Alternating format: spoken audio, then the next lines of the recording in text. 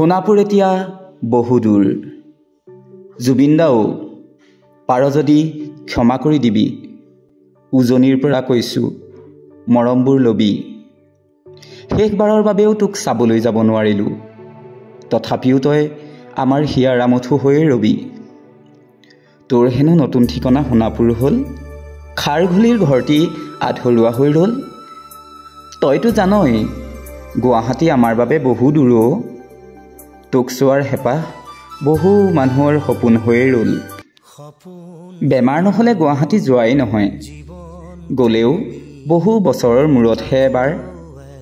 তোক সদায় চোৱাৰ আশা আছিল, কিন্তু সেই আশা পূৰণ নহ'ব এইবাৰ। গুৱাহাটী গ'লে চাই আহিম দে এবাৰ।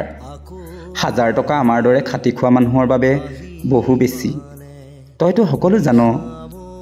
এবাৰ কবিচোন সোণাপুৰৰ পৰাই, পাৰে যদি সকলোতে তোৰ এখন ঘৰ বনাই দিবলৈ, য'ত তোক বিচাৰি পাম, ওচৰত পালে যে তোক হেঁপাহ পলুৱাই চাম। নাইট ছুপাৰবোৰ হেনো তোৰ কাষেদি যাব, দেখা পালে হাতখন দাঙি দিবি দেই।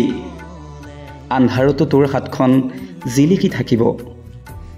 যোৱা যদি হয় খিৰিকী দাঁতিতে যাম দে, তোক চাবলৈ গাড়ীবোৰ আকৌ তাত ৰখিব দিয়ে বা নিদিয়ে। দূৰৈত থাকিলেও ভালকৈ থাকিবি, ওচৰতে ব্ৰহ্মপুত্ৰখন দেখি আকৌ জঁপিয়াই নিদিবি।